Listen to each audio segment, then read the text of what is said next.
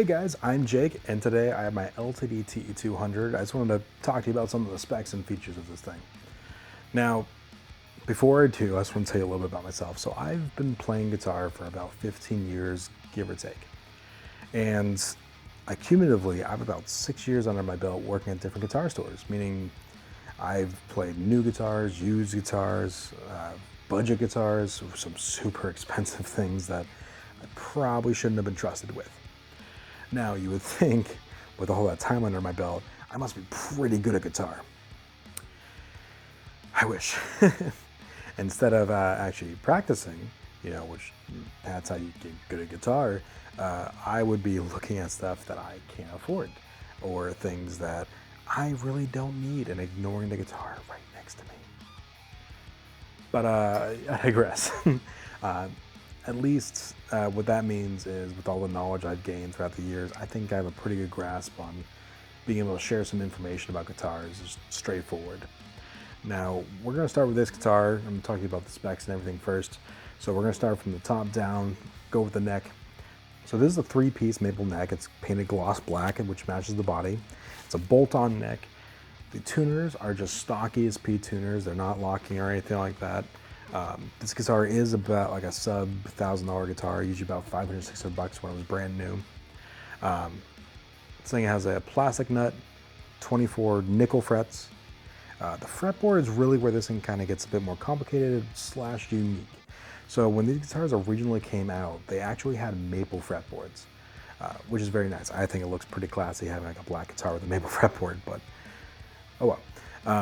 After the maple, they decided to go to roasted Jatoba instead, which is a very popular alternative to rosewood.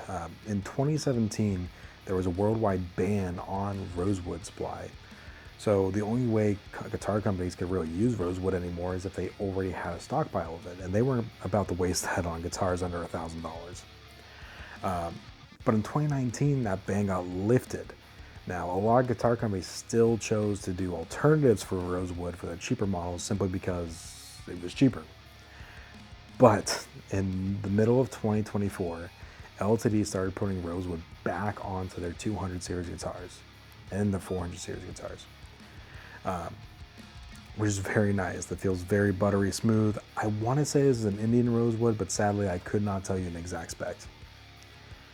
Oh well. Now, the nut is a 42 millimeter nut. That is on the narrower side. That's more like a Fender width, etc. Some people prefer more of like a Jackson or Ibanez or even Epiphone Gibson that use like a 43 or sometimes even wider nut on their guitars. So personal preference. If it's something that does affect you, then there you go. Now you know. If you're a new guitarist that doesn't care, so be it. Down to the body, this is a mahogany body, and you can actually feel it. This definitely has some weight to it. Pickups, just stock pickups from ESP. Bridge, stock bridge, definitely hip shot styled. Electronics, 3-way toggle switch, volume knob, tone knob.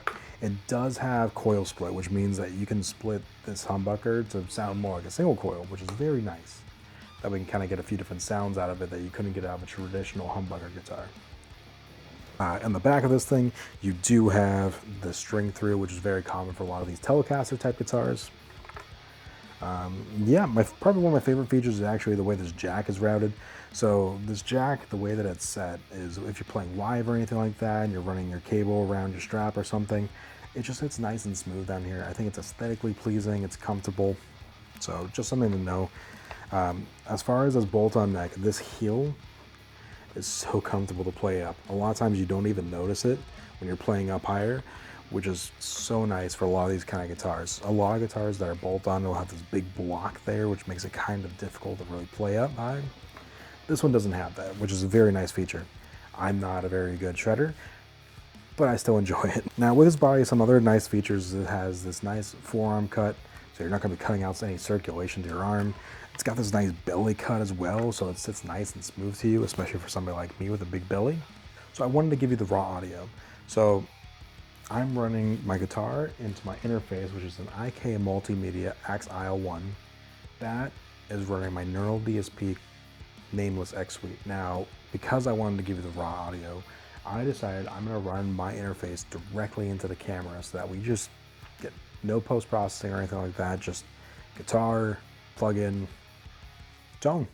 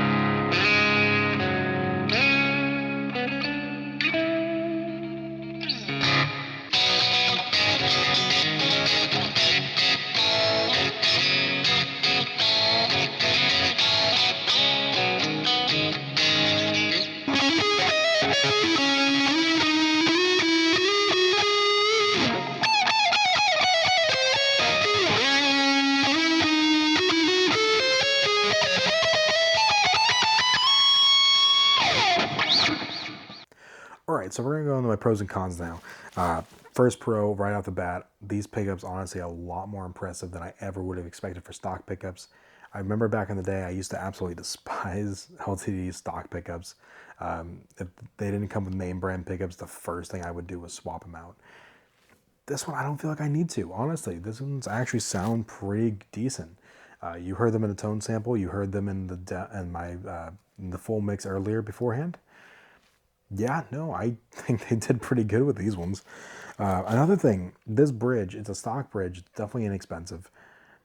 But something that this doesn't have are really sharp adjustment poles here, which is very nice. Like the fact that they are not sharp, they're not digging into my hands.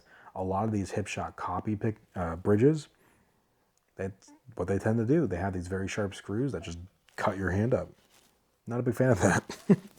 Obviously the coil split's pretty nice. I like that it's genuinely a tone shift. Like it's not just you pull it and it just sounds slightly different. Like you actually hear the difference with these. Next thing, honestly, these tuners are actually pretty solid in my opinion. And that kind of goes around for the whole guitar, to be honest. I have played some pretty nice high-end ESP guitars, which is the main brand for LTD. LTD is their budget model guitars. And yeah, honestly, I feel like if you tried playing a true ESP TE series and compared it to this, you probably couldn't tell a difference, especially not right off the bat. Like this thing has a nice solid build to this thing. Obviously, you might want to change out things like the nut or the pickups or something like that, which you're more than welcome to do. I definitely think this would be a great modding platform for people who are maybe a little bit more like higher intermediate or even advanced, because you still get a nice solid guitar that with a few tweaks could definitely hold up to $1,000 plus guitars. Now for some cons. So first I'm going to say is these frets. They are a bit sprouted. They also definitely need a level, and that was the case as soon as I pulled it out earlier this year. But obviously, like you heard it in the recordings, it's not that bad. Like, you're not really hearing the recording at all. It's really only when I'm playing acoustically, which how often is that? I will say for the nut, definitely I recommend replacing that. Not the biggest gripe given the price range. This was about a $500, $600 guitar. So keep that in mind. But easy swap, replacing that thing. More than anything, the biggest con really, as of 2026, these are discontinued. I know I've been ramping this thing up, essentially recommending somebody go out and get one of these, but you can't. Not brand new at least. Thankfully, there is quite a few of them on the used market, whether you're getting the one with the maple fretboard, Jatoba, or the actual rosewood one. The rosewood one was only out for about a year and a half, so good luck trying to find one of those as far as used market goes, but still highly recommend. What's nice about LTD is that they're very consistent, whether it's their low models, their expensive models, etc. So whether you go for this one used or you go for a different 200 series, if you want a brand new one, I still think you're going to get a very solid guitar. Worst comes to worst, these things are a great modding platform. If you want to swap out the pickups, if you want to swap out the bridge, the nut, the tuners, yeah, you can do all of that, and you're still going to have a really well-built guitar. All in all, though, I don't even think you necessarily need to. Like, I feel like work on the fret level and you'll be fine. But even the nut, like, if you lube that up just fine, no tuning issues. I barely have any. I'm also using currently the Dario XT strings. Just like the NYXLs, I don't think tuning stability is their best feature. And for the XTs, their coating is their better feature. For the NYXLs, it's their tone. If you want tuning stability, I highly recommend just the regular Dario XL strings or going for Ernie Ball strings. Honestly, really last pretty well as far as tuning stability goes. So just personal preference, go for that. So yeah, if you want to replace the nut, that's probably the only thing I would say you might want to do to make it a lot easier for yourself, so you don't have to keep lubing it up or anything like that. If you decide you want to take this on a tour or something like that, play live, so that way you're not tuning every other song. But yeah, no, I highly recommend these guitars. I highly recommend whether it's this one or other 200 series. But yeah, let me know what you think.